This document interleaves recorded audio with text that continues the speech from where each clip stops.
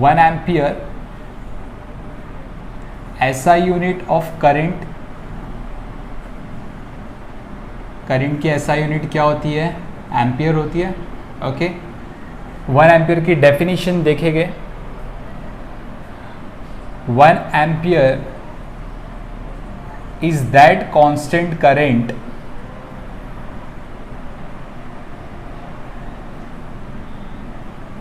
which is maintained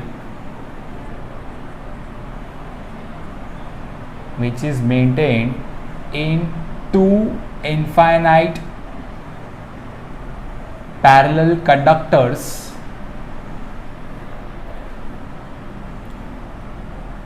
of negligible cross section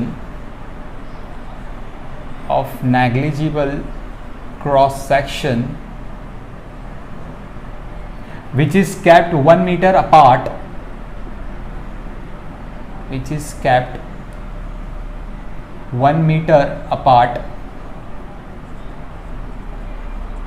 which produces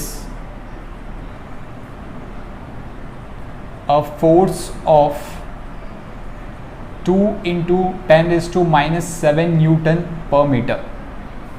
okay, 1 ampere वो current होगा जो दो parallel conductors, infinite parallel conductors में flow करेगा, जिसकी क्रॉस सेक्शन लगभग नेग्लिजिबल होगी, क्या होगी? लगभग नेग्लिजिबल होगी।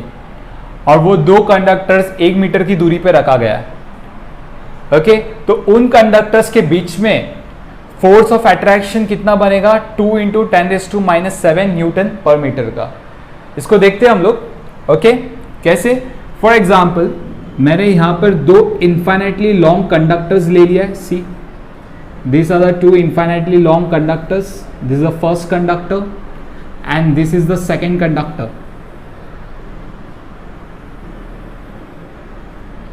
ये दोनों के बीच में दूरी कितनी है? लगभग 1 मीटर का दूरी है। You can say the distance between the two conductors is 1 meter. Both the conductors are connected with the battery as well as the rheostat. Battery और किसके साथ कनेक्टेड है? वो रियोस्टेट के साथ कनेक्टेड है। सी, दिस कंडक्टर्स ऑल्सो, ये conductor भी बैटरी और रियोस्टेट के साथ कनेक्टेड है।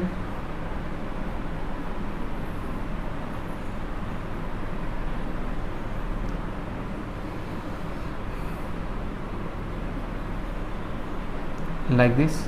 Okay, this is a rheostat H, RH. Remember one thing, एक कंडीशन है, रियोस्टेट दोनों कंडक्टर्स में सेम वैल्यू दिखाएगा और दोनों कंडक्टर्स में जो बैटरी होगा वो भी सेम होगा। ओके, दोनों कंडक्टर्स में जो करंट फ्लो होगा, this is from bottom to the top, like this. Why? See, we know that current flows from positive terminal to the negative terminal of the battery. Same over here, current flows from the positive terminal to the negative terminal of the battery. Okay, जैसे ही current flow हुआ, see, in both the cases the current flowing will be the same because we are using the same battery as well as the same rheostat. तो दोनों case में current जो flow होगा वो same होगा। Initially हम current को 0 रखते हैं, बाद में धीरे धीरे करंट को बढ़ाते जाते हैं। ओके, और दोनों केसेस में, दोनों सर्किट्स में करंट सेम अमाउंट में बढ़ेगा। फॉर एग्जाम्पल, यहां पर इनिशियली 0 था तो दोनों में 0 होगा। ओके, और अगर मैंने यहां पर करंट को 0.1 से बढ़ाया तो यहां पर भी करंट 0.1 से बढ़ेगा।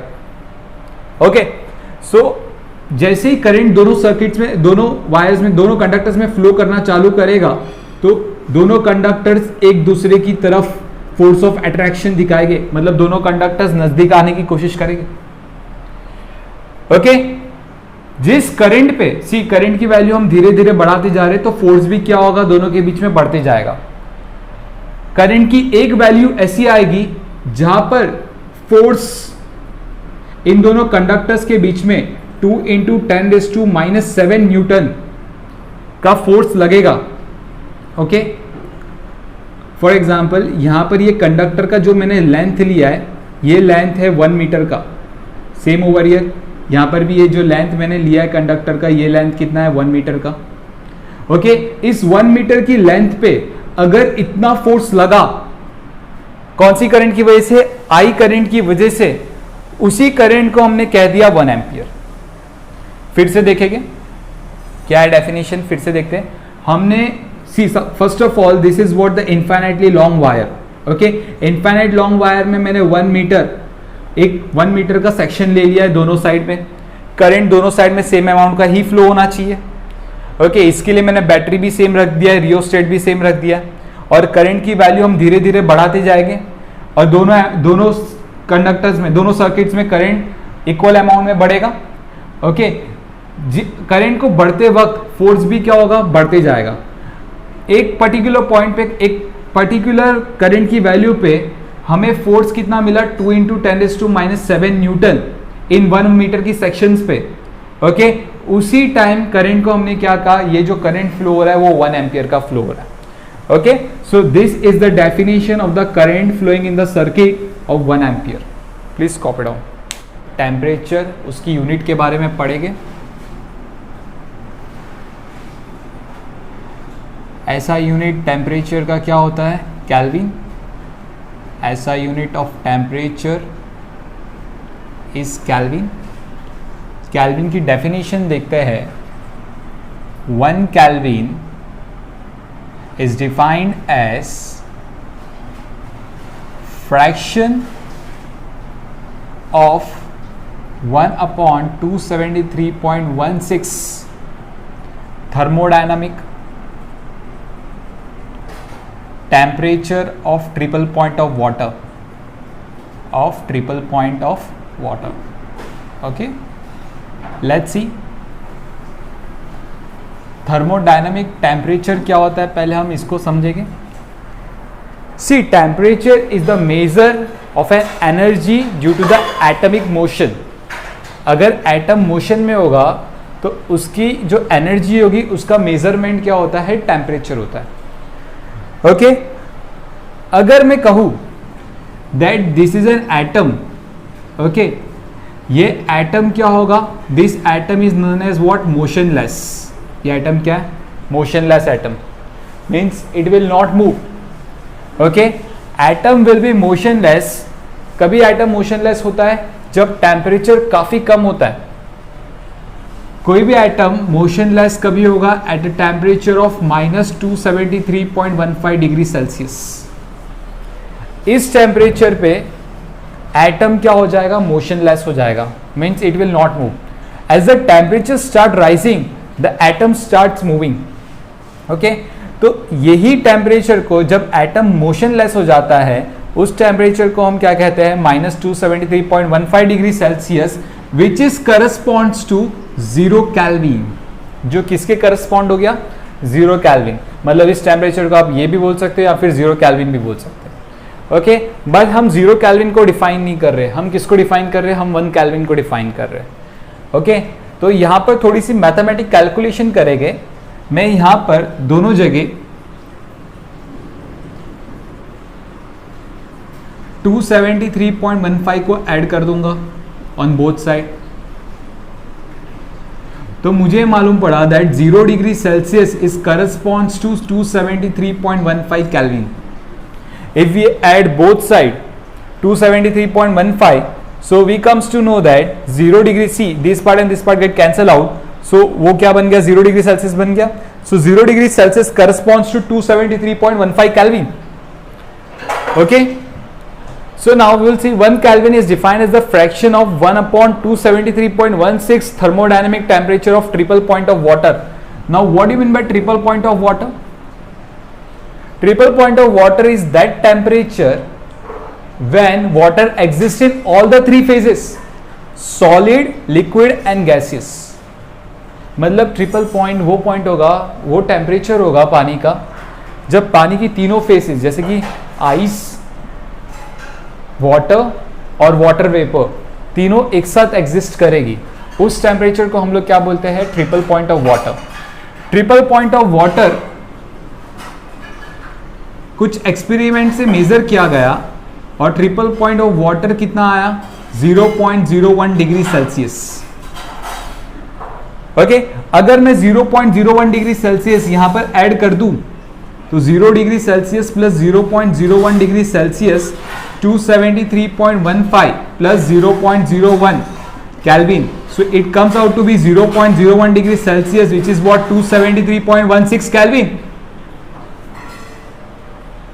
ओके अभी यहां पर अगर मैं इसको ट्रिपल पॉइंट ऑफ वाटर हमारा कैल्विन में कितना है, triple point of water in Kelvin is nothing but what 273.16 Kelvin. Okay so what is the 1 Kelvin का definition. If we divide triple point of water, अगर हम ट्रिपल पॉइंट ऑफ वाटर का 1/273.16 का fraction निकालेंगे, triple point of water का 1/273.16 अगर मैं fraction निकालता हूं, so it comes out to be what, cancel so it comes out to be what 1 kelvin. तो यहां पर डेफिनेशन में हमें वही बताया गया है, 1 kelvin is defined as a fraction of 1/273.16 thermodynamic temperature of triple point of water. 1/273.16 into triple point of water, that comes out to be what, 1 Kelvin. Okay class, अभी हम 6th फिजिकल क्वांटिटी जो amount of substance है उसकी unit के बारे में पढ़ेंगे. जो मोल है, SI unit of amount of substance is mole. Okay define करेंगे 1 मोल को. 1 mole is defined as amount of substance which contains elementary entities